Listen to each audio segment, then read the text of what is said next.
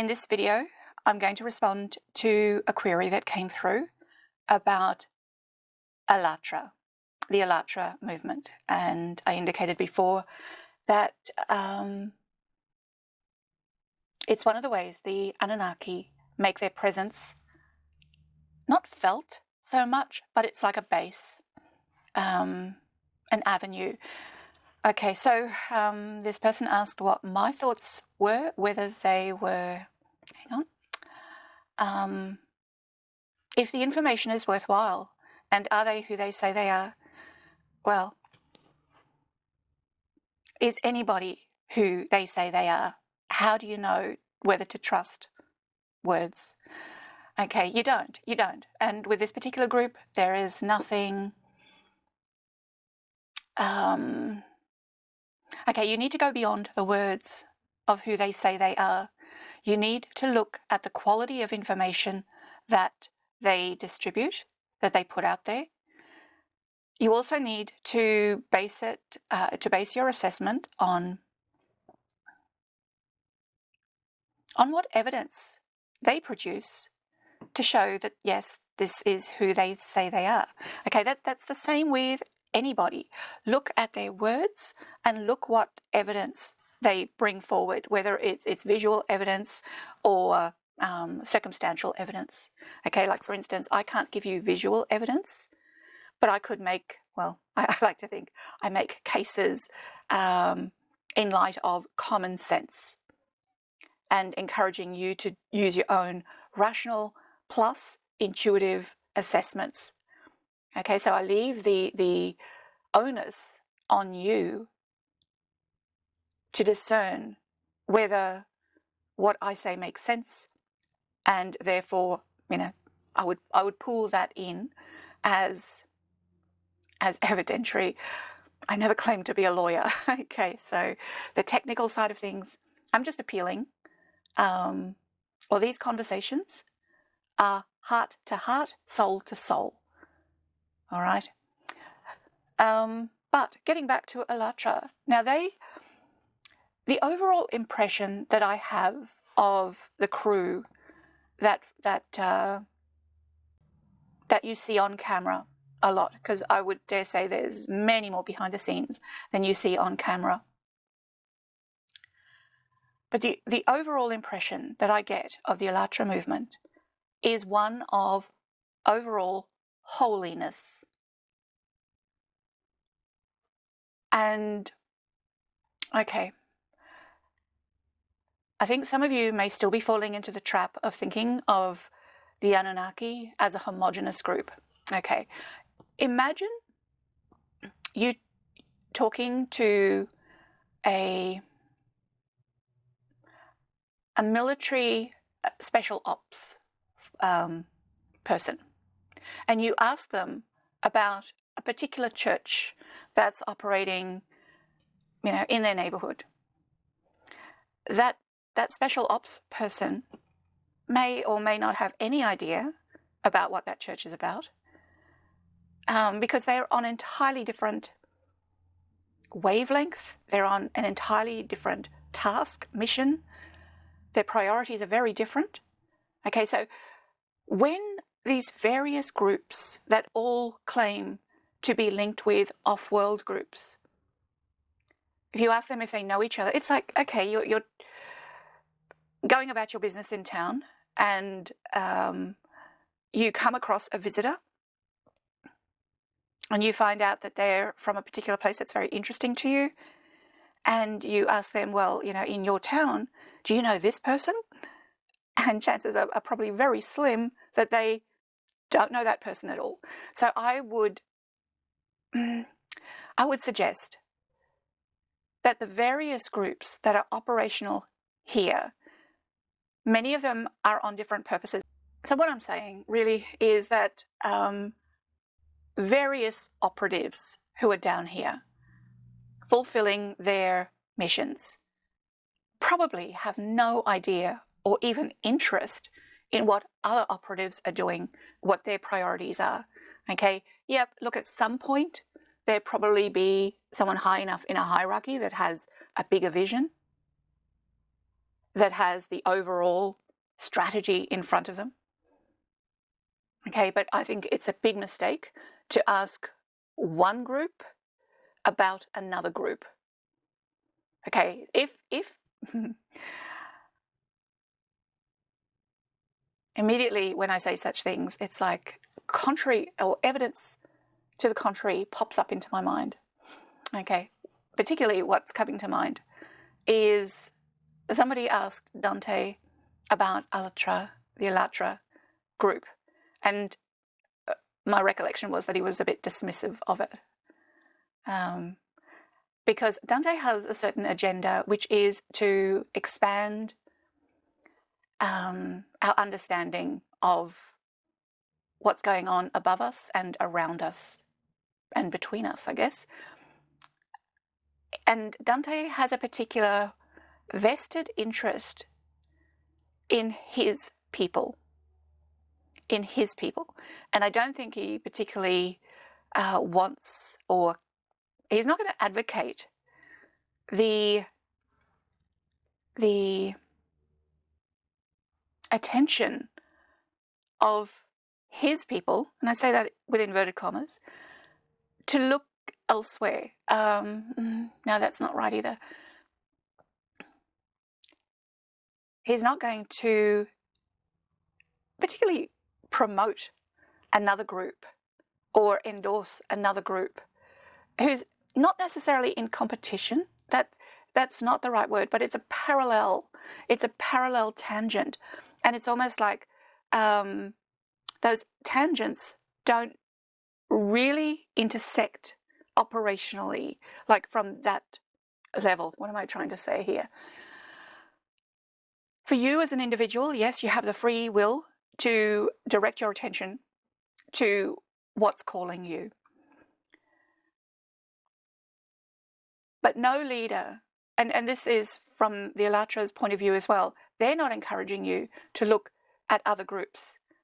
Okay, they have their mission, they have a job to do, they're doing it. You come in, you go at your free will. Dante's doing the same. He's got his mission, he's got his orders to fulfill, his projects to fulfill. You're welcome to come and go at your free will,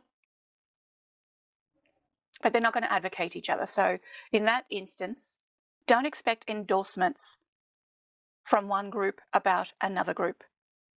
It doesn't work like that.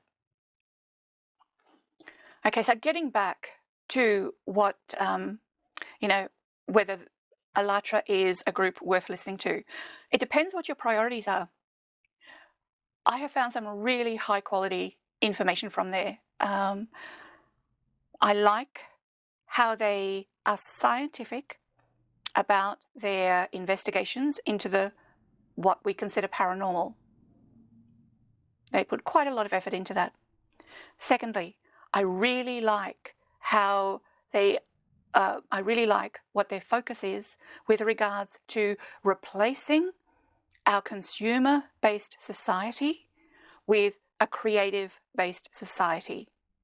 Okay, so it's about changing the foundation, the underlying matrix, if you prefer, from one of consumerism and competition to one of creativity and collaboration. So it takes like the whole social sphere to an entirely new level. And they put a lot of investment into spreading the word around that. Now, the impression I have is that the success of this mission is probably much stronger in non-English speaking countries. Okay, as I scan the information sphere, if you like, about any of the initiatives, any of the Allatra initiatives, there's not much noise. There's not much coming through the English-speaking filters. So I'm kind of obliged to assume that they haven't made that much of an impact, which doesn't really surprise me because the Western world, the English-speaking world, is a major stronghold of the consumer-based society. It's like Western society equals the consumer-based society. And English is certainly the language of commerce, of consumerism. And what I really like about Allatra is the free dissemination of information. Let me see what books they are. I'm just going to. If you go to their website, which is Allatra TV. Now, just for the record, going quickly back a step, Allat is the root of Allatra, and Allat, from what I've learned, is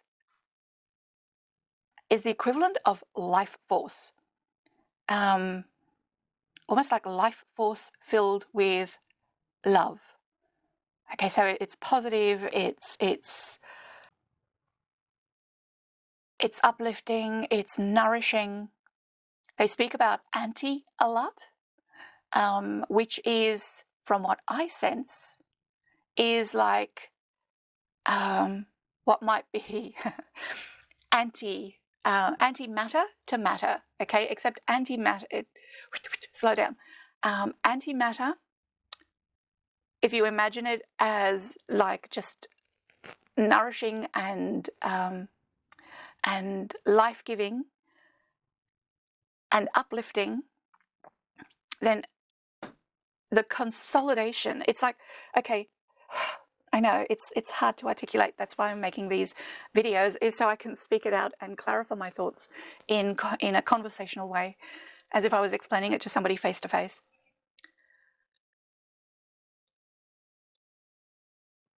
So again, Allat is life force. So then anti-Allat would be that which takes life force away, which sucks life force. Okay, but if I'm going to try and move those concepts into the world of matter and antimatter,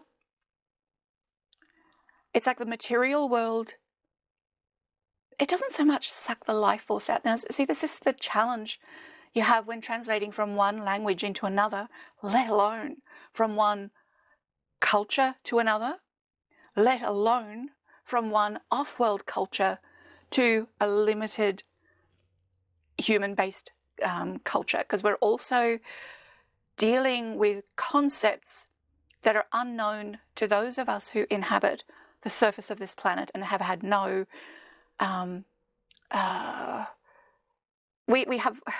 we're in a bubble of reality, and the people who are trying to teach us, the Anunnaki, they are in a much larger bubble, and they're trying to feed certain concepts through to our bubble. Okay, but there's so much more depth and expanded awareness from that larger bubble that is challenging to bring into our earth-based, human-based bubble, and then to get it through our own heads, where we also have bubbles of our reality that we shape for ourselves with our narrative, with what we understand is possible, with what we understand is not possible. So it's like this information that Allatra is trying to filter down step by step, piece by piece. Now, there will only be certain people who get it. There will be only certain people who are ready to get it, because their own filters, their own bubbles of reality allow. There's a part of themselves that already extends beyond this bubble of humanness, this bubble of earth-boundedness. So not everyone is going to be receptive to this information. So just as Dante, with his mission, is trying to reach his people, the Anunnaki are also trying to seed certain expanded awarenesses within people who are ready to hear it, people who are ready to receive it, but more importantly, people who are ready to act on it. So to this end, getting back to the books, okay, there are free books of amazing insights. Now, my Russian language skills are very poor, but these books are apparently written by somebody called Anastasia Novik. And I have tried to track this person down with no luck. So I don't know if it's an Anunnaki individual with an Earth-based name as the author. But I would really encourage you to glance through these books at least and see if they hold any appeal. Now, the whole range, or the range of books, goes from spiritual knowledge to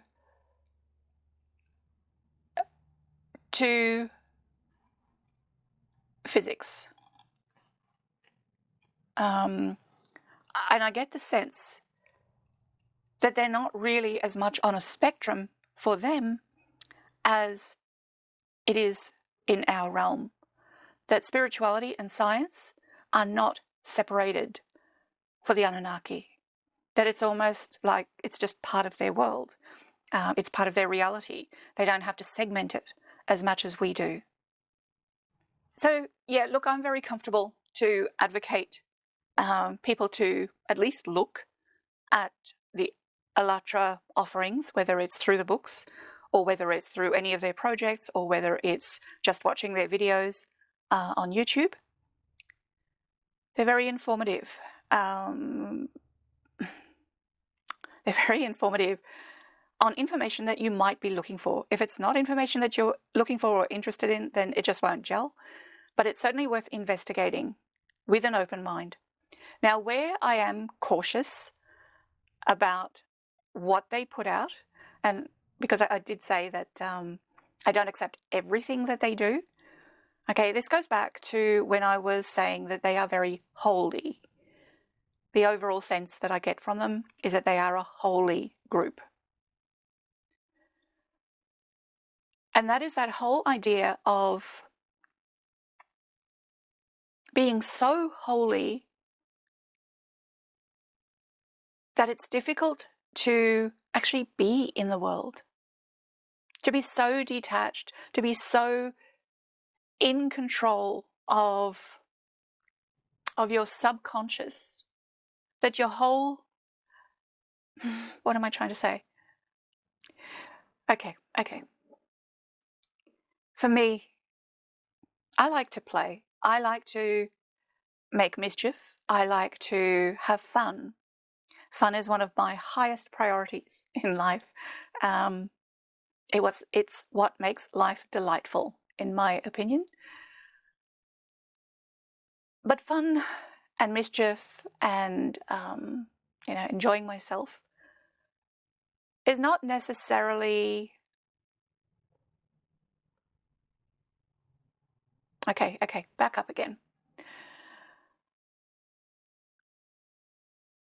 There's very little spoken about how to travel lightly through, how to travel lightly on a spiritual path. And I love to travel lightly with a light heart on my spiritual path. And in my years of investigating and exploring various spiritual paths, they are all very somber. They all tend to be without fun. They're not juicy. They're all so dry and desiccated and about, controlling various aspects of oneself. There's no, I love juiciness. I love passion. I love, as I said, fun and a bit of drama. Look, I am quite fond of a bit of drama here and there. It just adds shade and toning to life. It doesn't mean you have to take it seriously, but just to, enjoy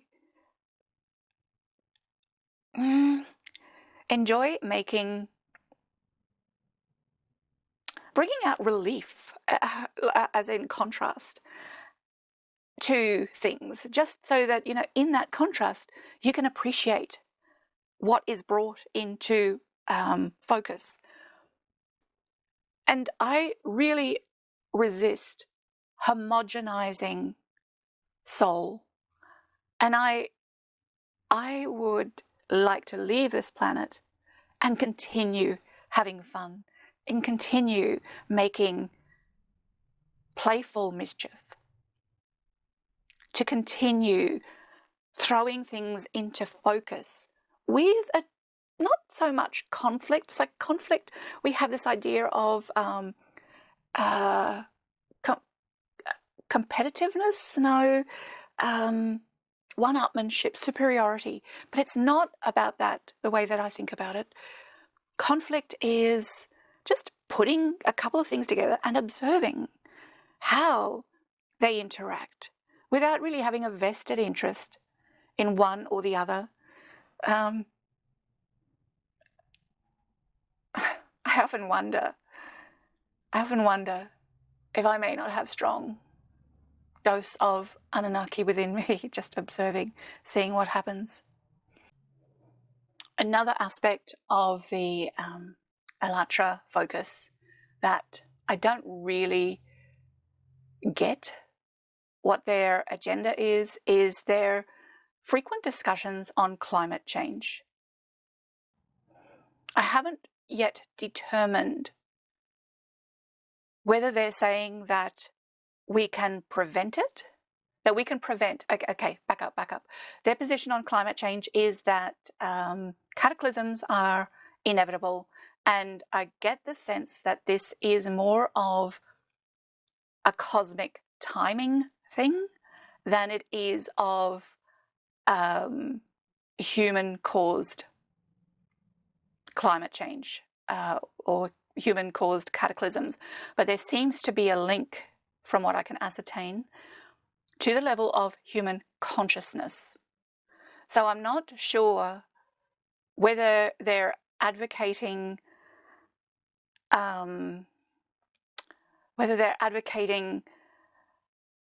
building escape, not escape so much, but looking for survival options, because I get the sense that this is equivalent to the big flood of the Noah era, of the Noah stories, and many other stories in many other myths. So I get the sense that those floods are historical, not mythic. And I have a sense that we're coming up to another episode of that. But I'm not sure what the Allatra people, what their motives or what their agenda or what their ultimate message is about what actions we can take. Maybe it's just a sense of acceptance. Maybe it's a sense of, pushing people to evangelize about the, upliftment of consciousness. Because I'm not getting a sense of any sense of rescue from them. Okay, not of our physical bodies anyway. But maybe there's a message for the sense of rescue of our souls, I guess. Anyway, so that's a focus that I have no strong resonance with as the Allatra people put it out. But you might be able to see things that I'm missing. Okay, if it clicks for you, if that's an issue that's really important for you, then it's well worth investigating. I've never found predictions to be very helpful. Now, just before I go, I want to mention how some of the terminology that the Allatra folk use that might be a bit confusing until you get the hang of it. What they call personality is what what the rest of us might call our true selves, our higher selves. And what they call consciousness is what we would consider our unawakened selves. Okay, our ego, if you like, although I do love the ego. I think it's very precious and important. I'll speak more on that another time. But yeah, so the daily awareness of a person walking, living their life on the surface of this planet, at home, in their workplace, in their entertainment, they would call that consciousness. So the consciousness is what is to be tamed and uplifted. Whereas the personality, when they speak of the personality, that is the aspect of well, I want to say consciousness. That is the aspect of us. I have to be very careful picking through this verbal minefield. But the personality is the greater self. Let me just put it that way. All right. So is Allatra worth listening to? Yes, very much. Okay, go with where your interests are. Realize where you accept what they say, where it sparks like big aha moments, and I guarantee you will have quite a number. But also be aware where you might pull back and say, that doesn't quite sit well with me. Okay, you are not meant to do and be and have everything. You have a particular path. You have a particular mission. Not all information across the board is relevant or necessary for you to have a successful mission. Go towards that which appeals to you. Follow your curiosity. And leave the rest. It's not necessary. Just embrace that which lights you up and helps you to be a better person. Remember, I say that's the bottom line of any information source or group. Do they help you to be a better person? And the motivations of the Anunnaki through the Allatra movement is an unequivocal yes. They do. They do help you to lift your moral qualities. Now, that's not to say this is the only Anunnaki group. They have an educative mission, this one, the Allatra people. They have an educative mission, but other groups have other missions. And there might be more Anunnaki groups planted on this world that also have educative missions. Okay, this is just one. This is just one group that is starting to make their presence known. Just like Dante. Dante is a representative of one group in his organization, in the cause, that is making their presence known. They are searching for people who are receptive and who are striving to bridge the realms, to build new templates, to build new matrices. Okay, I'm going to leave it there. I've spoken long enough. Thank you for listening, and ciao.